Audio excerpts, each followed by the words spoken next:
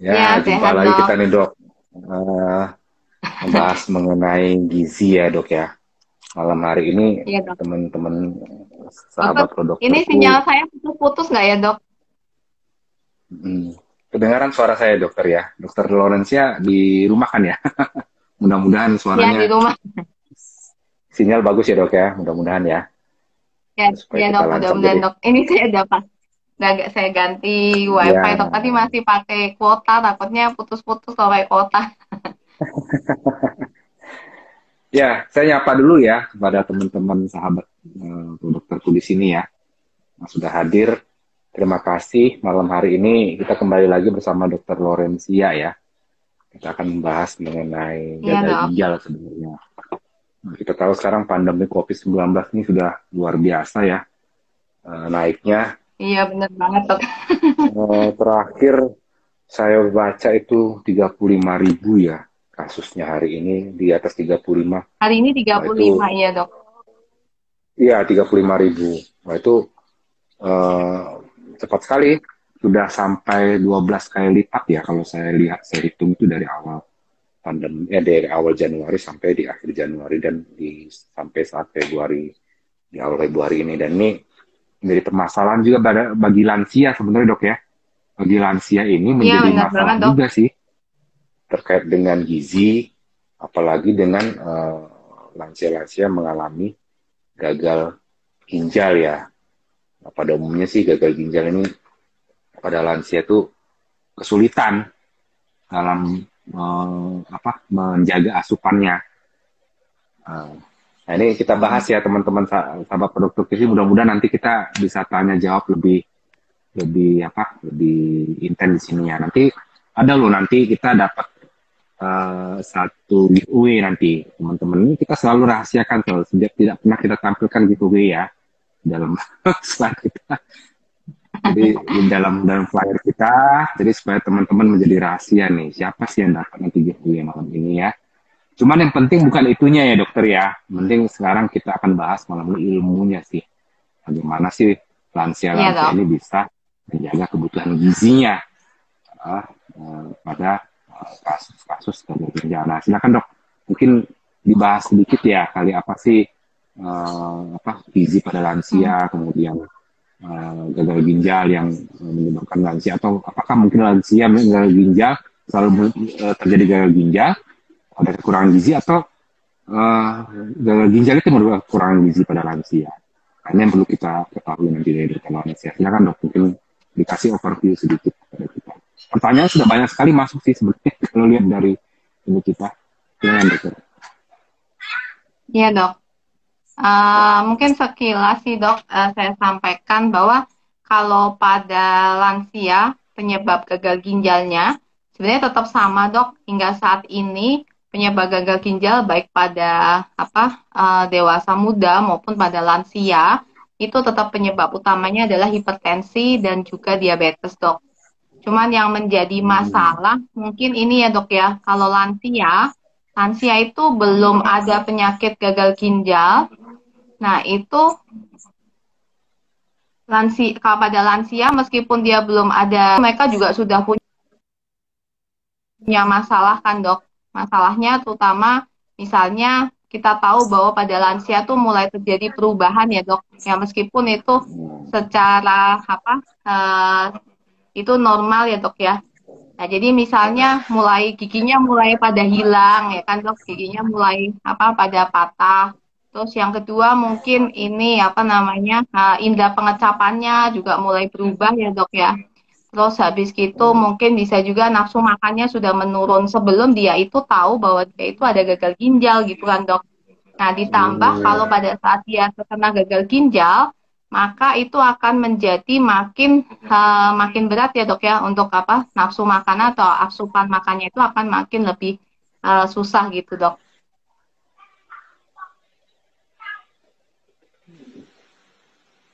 Ya, suaranya keputus ya. Nah, ini agak agak berat di sinyal. Kita tunggu sebentar toleransia. Mungkin lagi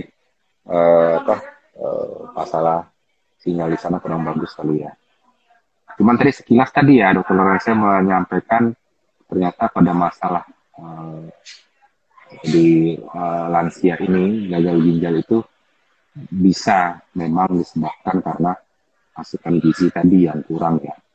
Oke, sama-sama itu silakan kalau ada pertanyaan-pertanyaan yang bisa disampaikan, silakan untuk komentar-komentar sambil menunggu ya penjelasan Dr. Lawrencia.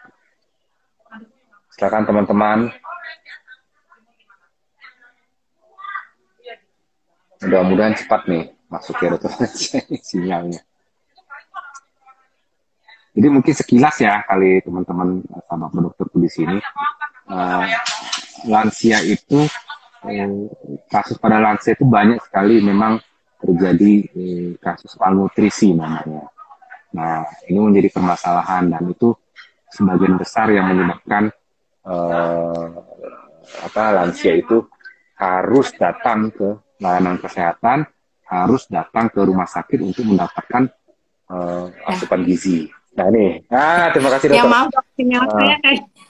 Ya, tadi saya sampaikan dok kepada pemirsa tadi di sini bahwa ternyata lansia ini banyak mengalami terjadi malnutrisi ya dok ya pada umumnya kan. Iya, jadi meskipun dia belum tahu, belum terdiagnosa gagal ginjal dok, bisa jadi memang dia sudah ada malnutrisi. Ya memang yang disebabkan sebenarnya ada tuh dok yang dibilang 9D ya. Ada diskeusia, terus kemudian ada dispepsia, itu ada sih dok itu pada lansia sebelum dia gagal ginjal. Nah kalau dia gagal ginjal, resiko malnutrisinya akan makin lebih besar itu dok. Seperti itu dok. Ya, jadi mungkin ya, artinya kalau misalnya pada apakah tadi pertanyaan di awal tadi ya, mungkin teman-teman tadi sempat melontarkan pertanyaan bahwa mungkin nggak sih apakah malnutrisi menyebabkan terjadi gagal ginjal tadi kan, atau gagal ginjalnya yang bisa menyebabkan terjadi malnutrisi juga. Nah ini dok yang harus dipertegas mungkin ya. Atau secara fisiologi seperti apa dok kalau membahas seperti itu, fungsi ginjal yang menyebabkan terjadinya malnutrisi pada lansia ini tadi, ada kasus gagal ginjal ya. Ya dok. Jadi gini dok, kalau misalnya pada pasien dengan lansia, pasien lansia itu kalau misalnya dia memang ada gagal ginjal dok, itu resiko malnutrisinya tuh makin besar dok. Kemudian mana dulu nih yang bisa menyebabkan ya? Memang kita tahu ya dok, dengan bertambahnya usia, fungsi ginjal itu pasti akan mulai menurun gitu. Jadi kalau misalnya orang usia muda, dewasa muda, misalnya umur 17 tahun dibandingkan dengan pada orang tua yang misalnya umur 70 tahun, pasti kita lihat kalau periksa lab sama-sama ureum kreatininnya diperiksa, GFR-nya diperiksa, pasti berbeda dok. Pada orang yang lanjut itu pasti GFR-nya lebih turun dibandingkan dengan yang usia 17 tahun gitu ya dok. Itu udah jelas. Ditambah lagi kalau misalnya dia memang ada komorbid atau ada penyakit penyertanya gitu kan dok, misalnya diabetes, hipertensi, ya pasti dia akan resiko untuk terjadi gagal ginjalnya itu lebih cepat gitu dok. Seperti itu dok.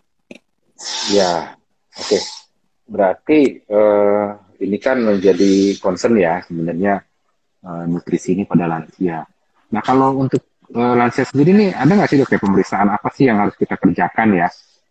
Atau yang harus rutin kita lakukan nih zaman pandemik juga ya agak susah juga ya kalau kita mikir bahwa lansia itu harus datang ke layanan kesehatan hanya untuk pemeriksaan fisik. Mungkin ada tips sekali atau ada suatu pemeriksaan yang memang bisa dilakukan di rumah selain pemeriksaan fisik tadi ya, yang saya pemeriksaan fisik. Mungkin dokter terangkan dulu mungkin dari sisi apa sih yang harus dilakukan oleh lansia ini dan terjadinya malnutrisi dan kasus gagal ginjal ini ya. Nah, itu apa dok kira-kira yang harus kita lakukan? Ada pemeriksaan nggak sih yang harus kita lakukan dok?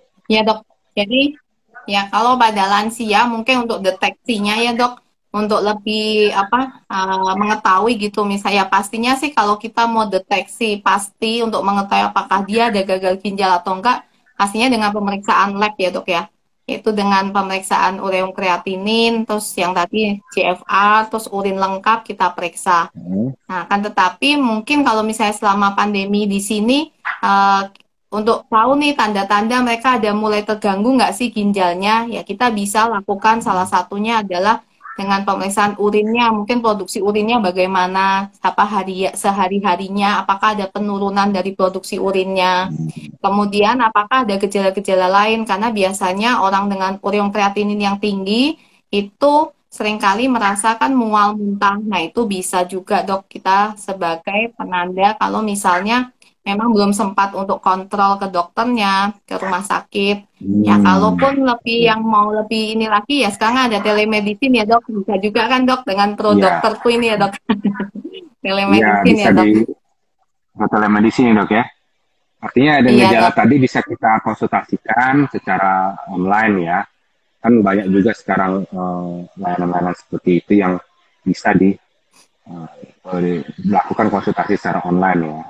Karena agak riskan juga ya sekarang seperti kasus yang Omicron ini yang pada orang dengan komorbid apalagi dengan gagal ginjal dan ditambah lagi dengan malnutrisi ya kalau memang terjadi malnutrisi pada lansia.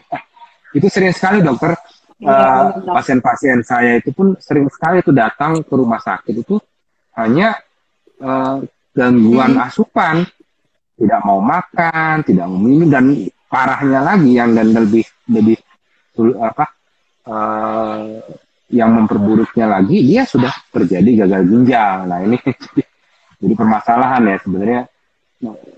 Lebih baik kita konsultasikan lebih awal ya di awal secara online kalau kita di follow up apakah mungkin kita untuk melakukan pemeriksaan yang lain ya sebelum kita harus ke rumah sakit ya kira-kira atau ke layanan kesehatan untuk melakukan pemeriksaan. Nah kita balik dengan gizi nih dok ya ini kan urusannya gizi malam ini kan gizi pada gagal ginjal. Nah bisa nggak dijelaskan dok sedikit mengenai apa sih yang harus dilakukan oleh teman-teman produk tulis ini untuk menjaga asupan gizinya ya di rumah selama dia pandemik dan juga kalau dia mencegah untuk terjadi gagal ginjal dan atau kalau sudah menjadi gagal ginjal ya maintenance ya kondisi asupan gizinya di rumah. Nah ini apa aja dok yang harus dilakukan kira-kira Gimana dok? Maaf di dok, rumah ya? suaranya dokter nih putus-putus ya dok. Tadi pertanyaannya maksudnya adalah gimana untuk asupan nutrisinya pada lansia ya dok? Ya, bagi apa yang harus dilakukan teman-teman lansia nih yang kalau sudah mengalami gagal ginjal, ya kan? Atau teman-teman lansia memang yang belum mengalami gagal ginjal sehingga dia tidak jatuh ke dalam kerusakan ginjal lah ya, lebih lanjut Ya, lah ya. ya dok. Itu apa Ya. yang bisa dilakukan oleh teman-teman lansia di sini?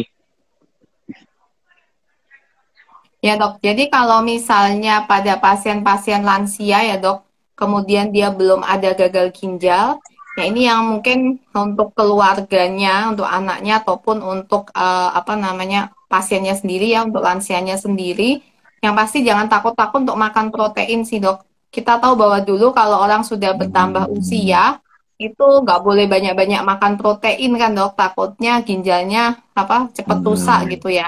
Terus yang Ya, kedua, misalnya minum obat, obatnya juga jangan macam-macam minum obat, kita takut ginjalnya rusak. Tapi sebenarnya kalau untuk asupan makanan, protein tuh jangan terlalu takut-takut dok, karena memang dari guideline sendiri, apa nutrisi pada geriatri ya dok, pada lansia itu untuk proteinnya tuh bisa diberikan sampai dengan 1,5 gram dok per kilo per hari. Itu untuk lansia yang tanpa ada gagal ginjal dok. Gitu dok. Nah, kemudian kalau satu untuk yang setengah. lansia ada gagal ginjal gimana? 1,5 dok, iya. Nah, kemudian untuk lansia yang ada gagal ginjal bagaimana? Kalau untuk lansia yang ada gagal ginjal, sebenarnya nggak ada perbedaan dok untuk asupan proteinnya pada pasien dengan dewasa muda gitu ya dok, itu nggak ada perbedaan. Kita tinggal bedakan aja apakah pasien ini masuknya itu ke predialisis atau sebelum cuci darah atau sudah cuci darah. Nah, asupan proteinnya kalau belum cuci darah 0,4 sampai 0,6 gram per kilo per hari. Kalau misalnya sudah cuci darah, itu bisa lebih tinggi ya dok, 0,8 sampai dengan 1,2 gram per kilo per hari. Seperti itu sih dok Oh, untuk apa itu cukup asupan ya. Artinya nutrisinya. itu protein dok ya berarti ya, protein ya dari sisi Iya dok, proteinnya. tetap di Ah, protein sih dok yang menjadi perhatian dok. iya, berarti kan ya dulu artinya lansia harus menjaga asupan protein dulu ya dok, seperti itulah isinya ya. Iya. Tapi justru malah sekarang harus dengan kondisi sekarang harus bukan dikurangin ya, tapi dibuat proporsinya itu yang pas ya, proteinnya jumlah proteinnya yang harus kita konsumsi sehari-hari ya. Nah ini uh, ada beberapa gejala ya terkait dengan gagal ginjal ya sebenarnya dok ya, seperti naiknya tekanan darah, ya kan? Kemudian adanya bengkak di kaki, buang air kecil menjadi sedikit, kemudian adanya yaitu gejalanya ya, ditemukan kadang-kadang ditemukan urin dalam darah. Nah ini dengan asupan protein tadi yang cukup tadi seperti itu, apakah nanti bisa mengendalikan faktor-faktor yang seperti tadi nih, yang tadi yang terjadinya pada orang lansia dan gagal ginjal tadi ya? Atau mungkin Ya, dokter ada kalau untuk mengendalikan asupan nutrisi yang lain faktor-faktor, mungkin? ya dok. Ya, atau asupan nutrisi yang lain seperti apa sih yang bisa mengendalikan faktor-faktor tadi? Dan kalau kita obat-obatan udah pastilah ya, obat-obatan udah pasti harus kita konsumsi. Cuman dengan nutrisi, apa yang bisa mengendalikan tadi selain tadi protein tadi ya yang harus kita konsumsi dengan jumlah yang pas ya. Ya, boleh nggak dijelaskan kepada kita nih? Apa sih gizinya yang bisa kita bisa kak mengendalikan tadi yang tadi keadaan-keadaan tadi, tekanan darah tinggi, kemudian pada kaki biasanya ya. Nah, itu yang pada sering pada lansia ya. Ya dok. Nah jadi kalau pada lansia dok kita mesti perhatikan ya dok gejala yang muncul. Jadi apakah ini gagal ginjal atau enggak itu kita mesti perhatikan. Yang pertama kalau dia punya faktor resiko dok, kalau misalnya dia ada diabetes, ada hipertensi, atau mungkin memang dia punya riwayat ada batu ginjal, itu kita harus lebih aware ya dok, harus lebih sering check up gitu, terutama adalah untuk fungsi ginjalnya, yaitu ureum kreatininnya kita mesti lebih perhatikan.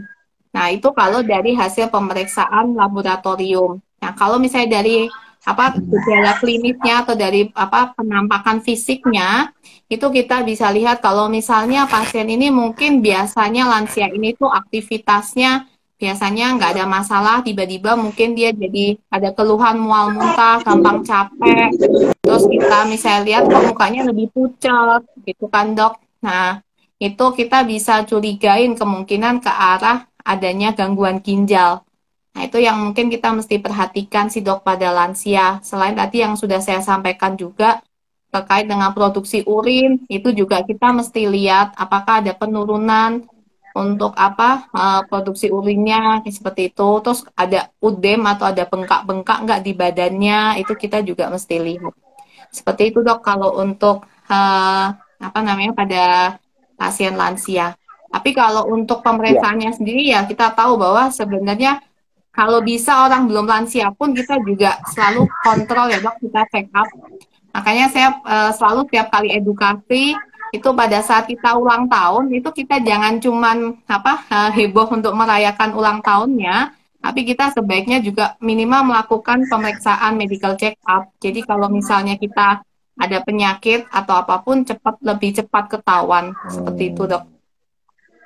Ya, tadi pada lansia tadi kan pada gagal ginjal ini kan sering yang paling utama tuh kan kebocoran proteinnya deh ya. Jadi banyak terjadi protein urea ya biasanya kan, jadi banyak sekali protein yang terbuang ya.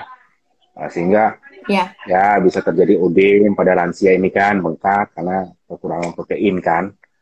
Nah ini kalau pada lansia dengan asupan yang tadi cukup nggak sih kalau misalnya ada ODEM nih?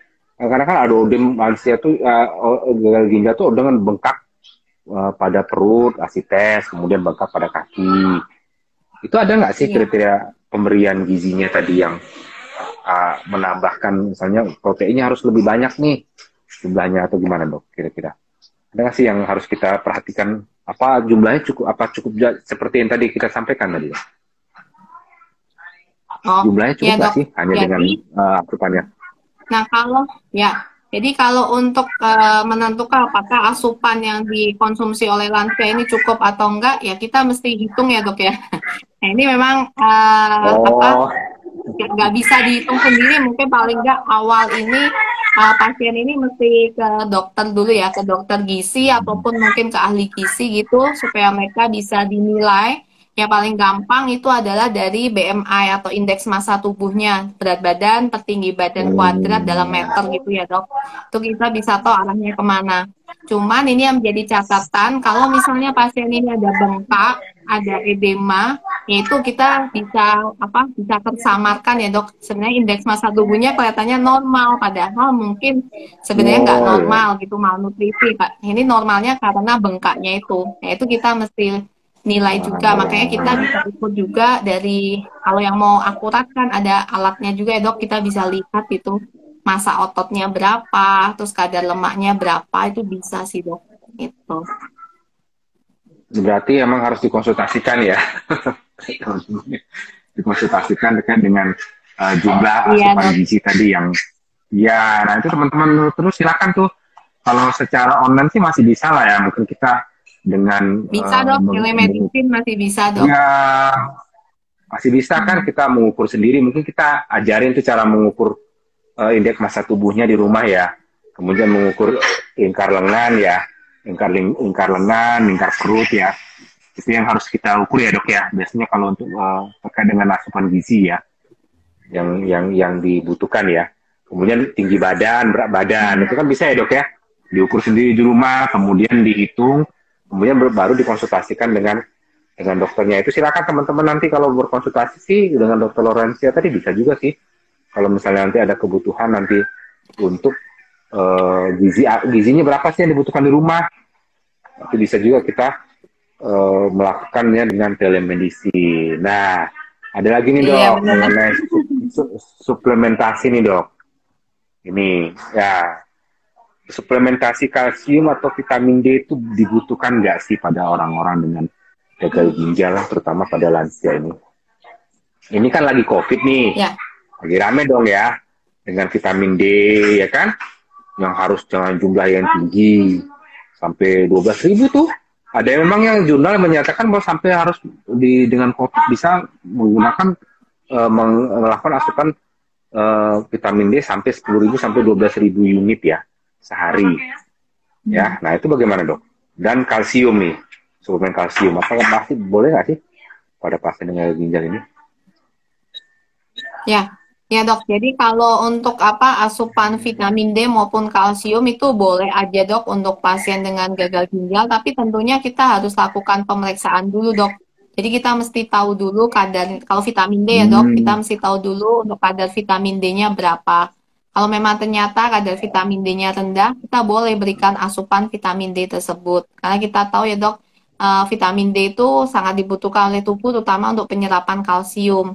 Sedangkan pada pasien-pasien dengan gagal ginjal itu kan juga terganggu untuk keseimbangan kalsiumnya. Itu, Dok. iya, ya keseimbangan kalsium itu sangat ini ya.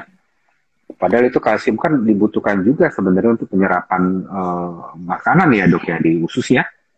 Dan itu Iya, iya, kalau Dok. misalnya itu bisa terjadi, tapi masih boleh berarti menggunakan apa mengkonsumsi kalsium tadi dok ya. Tapi harus diukur ya, dihitung atau di pemeriksaan lab berapa sih kadar vitamin D-nya atau kalsium, butuh nggak sih asupan untuk Iya, dua Dok. dua jenis nutrisi ini ya, tambahan dari luar ya.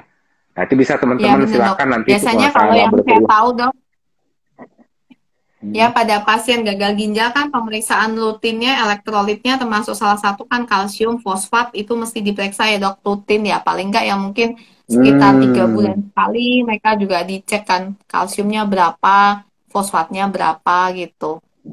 Nah, berarti itu harus dirutin sebenarnya pemeriksaan 3 bulan sekali untuk pemeriksaan Mm-mm. eh, nutrisi tadi, yang kalsium, fosfat. Di sini harus kita perhatikan.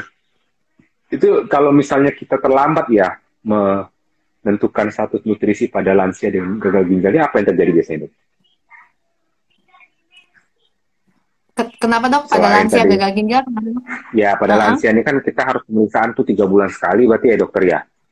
3 bulan sekali harus Mm-mm. menentukan status nutrisi kita, ya kan, supaya tidak terjadi Mm-mm. malnutrisi. Selain tadi malnutrisi tadi, apa ada hal-hal yang lain nggak sih yang bisa yang diakibatkan kalau kita terlambat memeriksakan status nutrisi kita lah Oh, secara rutin? iya benar. Ada nggak sih yang Iya dok. hmm, Yang pastinya dok ada kalau ada hal yang pasien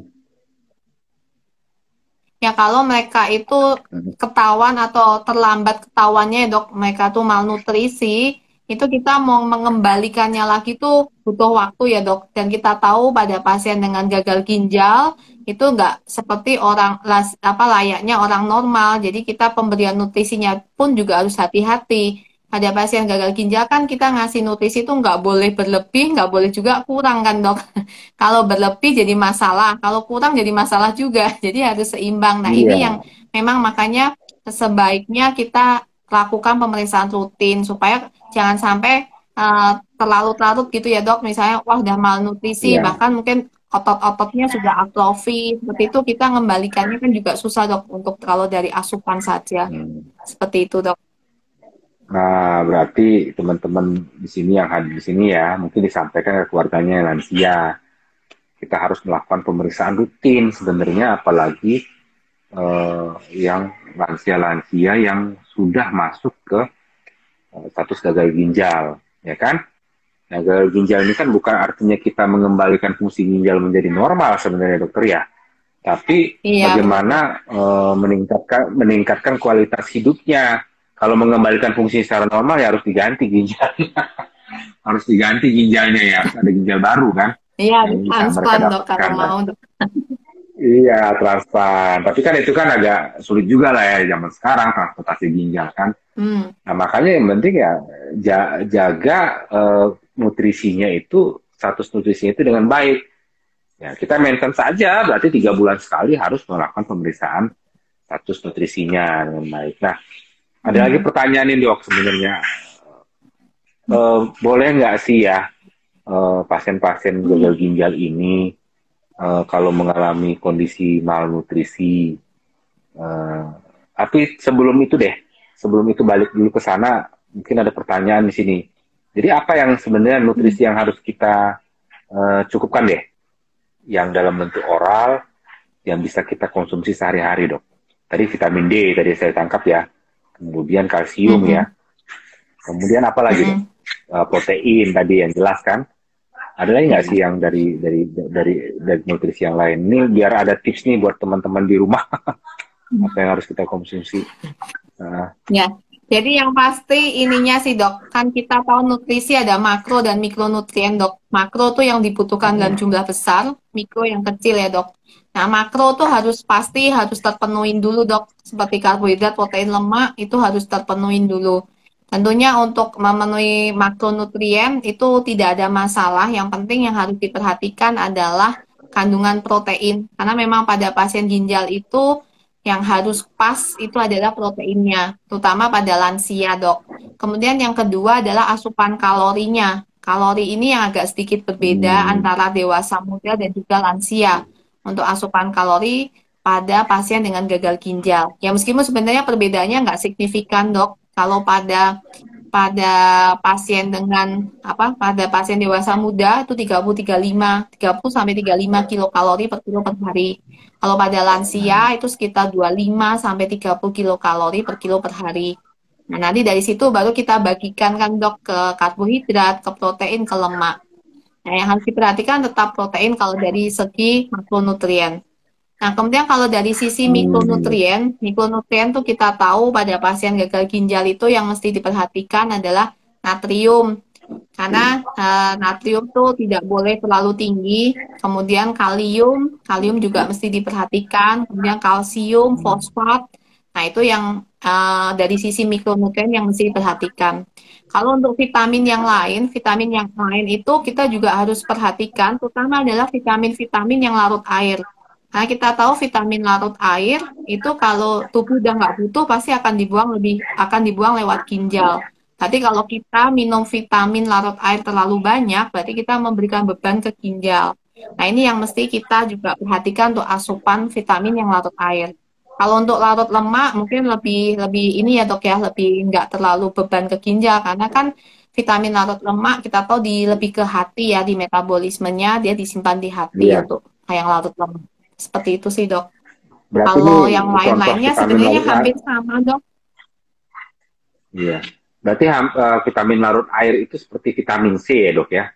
Vitamin C itu kan yang memang harus Vitamin C diperhatikan dok. jumlahnya ya untuk Iya, dikonsumsi. vitamin C, Nanti kalau vitamin B kompleks. iya, iya vitamin C ya.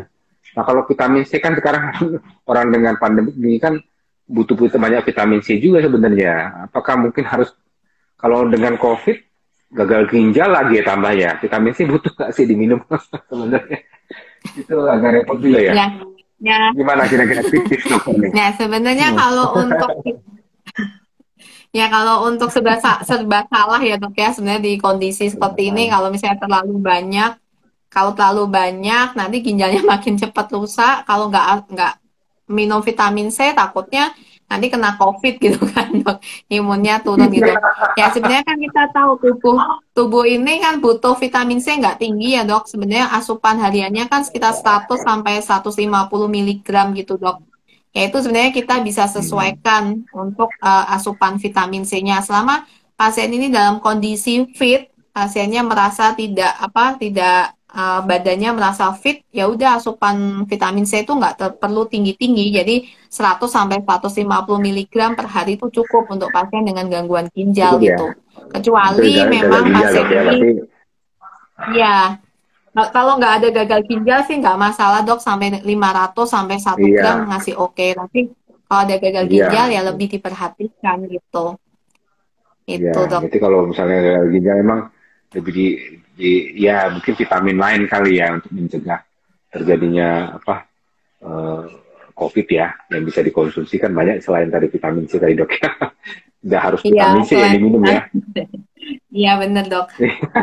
Atau mungkin ini dok yang bisa menjadi pilihan kalau misalnya pasiennya ini udah cuci darah. Nah kadang-kadang itu pada saat cuci darah itu juga seringkali dikasih vitamin C injeksi kan dok. Nah, itu boleh kalau mungkin kalau merasa badannya kurang fit gitu, mungkin bisa sampaikan ke dokternya pada saat cuci Oh bisa tuh darah dok ya. supaya mereka mungkin bisa diberikan iya. Supaya kalau dengan waktu cuci darah Hmm. itu katanya beban ke ginjalnya bisa nggak terlalu besar karena kan pada saat cuci darah ditarik juga kan dok. Itu dok. Jadi pada saat sebelum cuci darah mungkin masih bisa diberikan ya dok ya. Cuci darah dia, Iya. cuci darah atau pas saat cuci darah ya. Pas cuci darah mereka diberikan dosis agak yang sedikit tinggi ya untuk vitamin C-nya ya. Itu boleh ya. Iya dok. Oke, kalau ada pertanyaan dari teman-teman di sini silakan. Kalau ada pertanyaan nih ada ini loh nanti hadiahnya loh. Kalau ada bertanya sebenarnya kalau malah bertanya dikasih hadiah ya. Justru harus ini hebat nih dok. Kita bertanya tapi dikasih hadiah ya. Itu silakan Iya dok. silakan. Saya kasih waktu satu pertanyaan ya untuk mendapatkan satu giveaway dari kita ya. Silakan nanti kita giveaway itu meningkatkan imunitas ya di masa pandemik ini. Dengan cara alamiah ini nggak ada pertanyaan nih kayaknya pada jelas semua mungkin dok teman-teman kali di sini ya. Silakan kalau ada yang Udah bertanya pada jelas ya dok. mungkin jelas kali dok ya. Cukup jelas ini. Nah, mungkin Iya dari dok. pertanyaan dari yang masuk ke kita aja nih dok. Nggak usah ada pertanyaan di sini ya. Berarti tawaran kita lewat nih berarti ya untuk giveaway-nya ya. Giveaway-nya lewat nih Iya. dok. Nah, aku ada pertanyaan lagi nih ya. Nah Iya dok. ini agak aneh juga nih ya kalau lihat kita ya terkait dengan perubahan pola hidup nih dok pada orang dengan gagal ginjal pada lansia ini. Ini ada misalnya boleh nggak kita orang merokok masih harus berhenti merokok nggak? Ini ada juga pertanyaannya dok ya, harus berhenti merokok nggak gitu ya? Kemudian apakah kita masih boleh minum alkohol? Waduh, pertanyaannya agak berat-berat nih. Kemudian berapa Nah, banyak kita berolahraga dalam ya, satu kali, berapa dalam seminggu, ya kan? Kemudian apakah kita harus menurunkan berat badan, ya kan? Pada dengan lansia seperti dengan gagal ginjal. Kemudian bagaimana dengan vaksinasi nih pada gagal ginjal? Nah, mungkin nggak sih, apalagi dengan kasus malnutrisi, mungkin nggak sih kita melakukan vaksinasi, terutama pada COVID-19 sekarang ini kan harus lansia harus divaksinasi semua karena. Nah itu dari berbagai pernyataan seperti itu apa dok yang bisa dokter sampaikan tuh? Karena harus ada berhenti merokok nggak sih? Ini seharusnya bisa dijawab ya sih sama diri sendiri ya. Agak aneh juga pertanyaannya. Silakan dok. ya. Jadi kalau untuk lansia ya dok ya, Pak, maksudnya pada saat kondisi pandemi seperti sekarang ini ya dok ya. Iya. Kalau pada kondisi saat ini yang pasti lansia itu ya kalau selama bisa vaksin masih bisa memungkinkan untuk vaksin ya sebaiknya vaksin termasuk vaksin booster. Terutama adalah pasien lansia dengan gagal ginjal itu kan dia merupakan salah satu yang komorbid yang ini ya dok ya, yang faktor resiko tinggi yang bisa menyebabkan terinfeksi dan kalau terinfeksi bisa sampai parah itu salah satunya adalah pada pasien lansia dengan gagal ginjal karena kita tahu pasien lansia itu imunnya sudah turun ditambah lagi kalau misalnya pasien lansia terus ada gagal ginjal gitu kan dok itu pasti sistem imunnya jauh lebih turun jadi selama bisa melakukan vaksinasi termasuk boosternya lakukan. Kemudian yang kedua yaitu tetap ya dok prokes itu tetap harus prokes tetap harus ketat ya. Selama tidak ada keperluan untuk keluar rumah ya sebaiknya pada pasien lansia dengan gagal ginjal ya di rumah atau bisa juga asupan makannya terutama asupan makanannya tuh harus yang bergizi. Jadi jangan sembarang makan makan banyak tapi kalau makan banyaknya tidak bergizi juga percuma nggak ada efeknya ke tubuh itu kemudian lifestyle Iya, itu betul penting betul. adalah tadi misalnya merokok kemudian minum alkohol sebenarnya saya selalu infokan setiap saya lakukan edukasi awam yang namanya rokok itu dari rokok kan segini ya dok ya dari ujung sampai belakangnya sepanjang rokok itu tidak ada yang menguntungkan untuk kesehatan tubuh dan efek dari rokok itu Iya, tidak hanya kanker paru-paru, tapi begitu kita merokok, itu efeknya ada dari kepala sampai dengan ibaratnya sampai dengan jempol kaki itu semua punya efek betul. dari efek negatif dari rokok itu. Jadi Iya, iya. sebaiknya hentikan untuk Ya, merokok, kemudian minum alkohol nah, itu juga hentikan. Itu. iya. Berat itu Ya, biasa boleh, pada kemudian umumnya. asupan Hmm. bergizi. Seperti itu sih dok. Nah, ini Mbak, mengenai berat badan nih, obesitas bagaimana nih? Perlu nggak diturunkan berat badan nih? Pada kasus yang lansia, diturunkan berat badan nanti malah makannya sedikit nanti lansia dapat juga kan? Bagaimana tuh dok? Berat Kenapa badan dok? lansia dengan obesitas, lansia dengan obesitas, gagal ginjal. Itu kan pada kasus Ya, bisa aja malnutrisi kan? Nah, itu perlu diturunkan berat badan nggak sih? Apa cara ya. penurunannya ada Jadi tips nggak sih kalau untuk penurunan berat badan? Kalau obesitas, dok, obesitas itu ya sebaiknya diperbaikin ya, dok. Jangan obesitas karena kita tahu bahwa dengan makin banyak sel-sel lemak di dalam tubuh, maka itu kalau Ya. terkena COVID, maka sitokinnya akan lebih banyak lagi yang dilepaskan, dok. Kalau sel lemaknya makin banyak Oh, gitu sama di kondisi saat ini gitu. Tidak di kondisi pandemi seperti ini pun orang obesitas itu dampaknya memang jelek ya dok ya ke tubuh ya. Jadi lebih baik kalau memang obesitas ya kita turunkan. Nah tentunya penurunan berat ya, badannya juga nggak bisa langsung kita jaga kita ketatin nggak bisa dok. Jadi mesti bertahap untuk penurunan berat badannya. Tapi jarang ya. sih dok lansia itu yang obesitas karena biasanya lansia itu justru malnutrisi sih dok.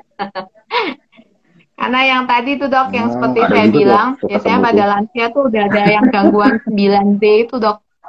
Ada diskeusia, depresi, terus kemudian ada disfungsi, ada diare atau malabsorpsi, terus drugs, minum obat banyak itu kan juga akan mengganggu mungkin efek obatnya bikin mual muntah jadi nggak nafsu makan seperti itu sih dok.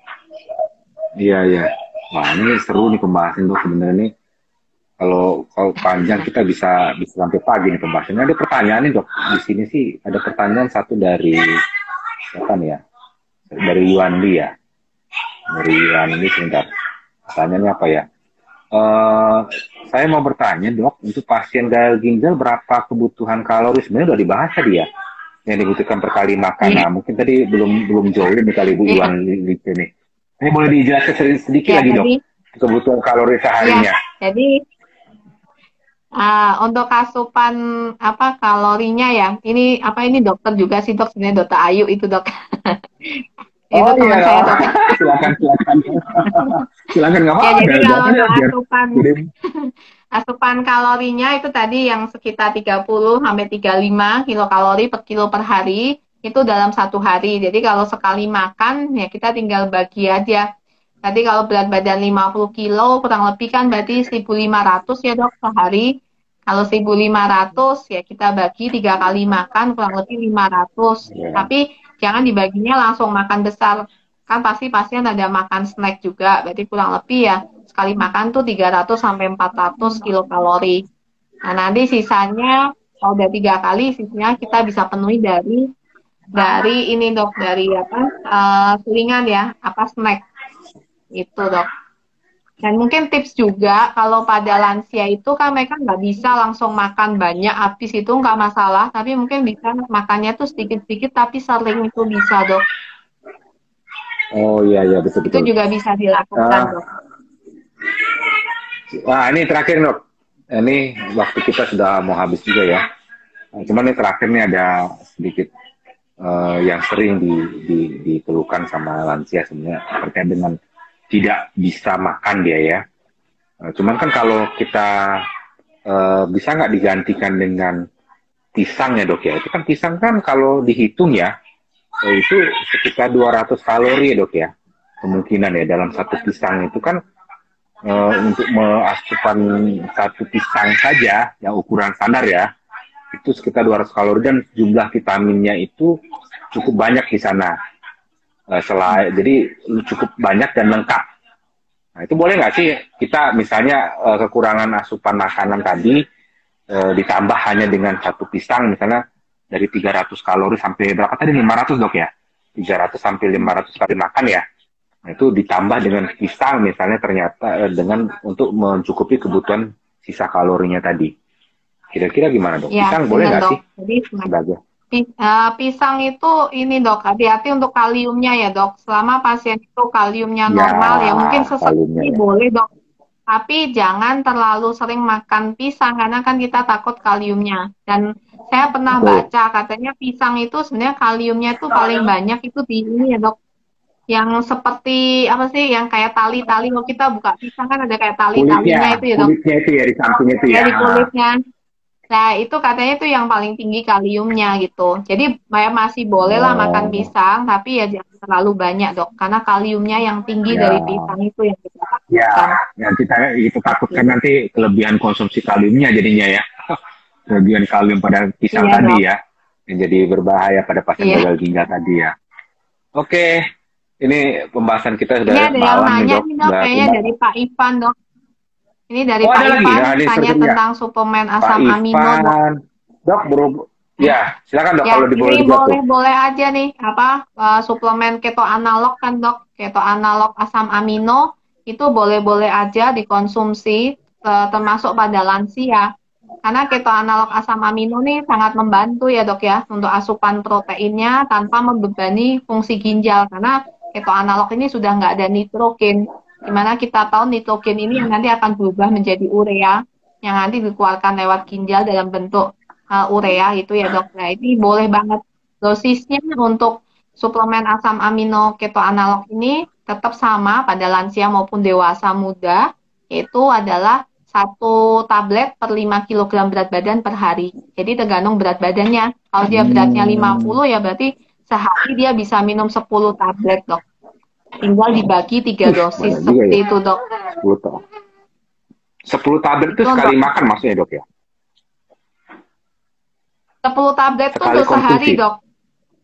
Enggak, sehari Oh dok. satu Bisa hari. dibagi 3 kali dok. Jadi terbagi 3 dosis, Hmm, misalnya sekali minum dia 3 tablet gitu boleh dok. Dan minumnya itu ketua, bersamaan bersama makan, seperti ketua itu analog dok. ya. Oke, ini ada pertanyaan lagi nggak? Sebelum ditutup kita malam ini sudah jam 9 ya. Kita 1 jam sih waktu kita dijatahkan sebenarnya. Oh, tidak ada Iya lagi. dok, kalau Ini IG selamat Live ya nih ada saya. waktunya ya dok. Saya pertanyaannya cukup bagus ini. Mungkin saya untuk giveaway malam ini kita berikan ke Pak Ivan ya. Ya, Iya selamat dok. kepada Pak Ivan. Ini pertanyaannya jarang-jarang dan eh, saya juga jadi bertanya nih sebenarnya nih mengenai keta analog nih. Keta analog nih. Bagus Iya. sekali nih Bahkan pertanyaannya sekarang dan tuh ini keto kita analog pilih banyak sebagai dipakai ya dok ya. hmm, Keto analog tuh sekarang banyak dipakai, misalnya dokter endokrin dok, misalnya pasiennya ada riwayat diabetes lama, itu sering dikasih keto analog kalau misalnya fungsi ginjalnya mulai terganggu. Kemudian pasien hipertensi lama itu juga banyak dok sering dipakai juga, karena memang ya dari penelitian skala besarnya tuh menunjukkan efektivitas yang baik dok pada pasien apa nefropati diabetikum maupun pada pasien-pasien yang ada hipertensi dok, bisa membantu menurunkan ya dok, itu dok. hmm. Nah mungkin next nanti kita ajak nih mengenai pembahasan lebih khusus nih mengenai keto analog nih dok ya. Ya Ini boleh dok. dokter-dokter penyakit dalam nanti kita akan undang dokter penyakit dalam ya teman-teman ya. Kita akan coba nanti mengundang dokter penyakit dalam ya dok ya. Pembahasan lebih rinci ya mengenai penggunaan apa bahan-bahan ya atau yang berhubungan dengan Ya, nutrisi pada lansia ini ya. Oke, ya dok. teman-teman juga bisa ya sebenarnya mengakses buku ya yang sudah diterbitkan oleh yang diterbitkan oleh Dr. Laurencia sebenarnya ya. Jadi bisa di-download di website kita ya, protokol.id itu ada beberapa Ya e-book dok. nanti yang gratis boleh Anda download di situ. Selain itu ada beberapa e-book lain ya terkait dengan COVID juga silakan teman-teman mengunjungi website kita di situ dan itu kita berikan gratis ya kepada teman-teman produktorku yang mengunjungi website kita. Ya, luar biasa Dokter Lonsia malam ini pembahasannya saya kira udah cukup lengkap ya tadi ya. Ya soal pertanyaan Ya dok. silakan nanti dikonsultasikan dengan kita ya kalau ada pertanyaan berikutnya nanti kita Ya akan dok. sampaikan ke Dokter Lorencia. Mungkin terakhir sebelum menutup diskusi kita malam ini dok, ada tips nggak terkait dengan tema kita malam hari ini kepada pemirsa di sini? Silakan dok. Tips dan trik lah kalau dibilang itu kan lebih menarik sekarang itu Ya. kan oleh tips dan trik ya. Ya dok, boleh dok. Mungkin saya simpulkan sedikit dok. Jadi pada pasien lansia dengan gagal ginjal itu memang beresiko untuk terjadinya malnutrisi. Kenapa? Karena pasien lansia yang belum gagal ginjal pun itu juga punya resiko malnutrisi. Karena adanya yang itu 9D seperti tadi yang saya bilang dok, ada diskeusia, gangguan gigi, kemudian indera pengecapan, obat yang banyak, kemudian penyakit, ada gangguan malabsorpsi banyak itu pada pasien lansia itu sudah ada dan itu beresiko malnutrisi. Begitu dia menginjak dia menjadi gagal ginjal, itu resiko malnutrisinya akan makin meningkat dibandingkan sebelumnya karena kita tahu bahwa ureum kreatinin itu juga menyebabkan mual muntah sehingga pasien makan jadi terganggu. Nah, yang penting tipsnya adalah kita tidak bisa memaksakan lansia itu harus makan dalam jumlah banyak seperti halnya pada dewasa muda, tapi kita bisa kasih kita bisa akalin gitu ya. Kita bisa akalin yaitu mungkin dia makan dengan porsi sedikit tapi sering. Yang penting target dalam satu harinya itu asupan kalorinya itu tercapai.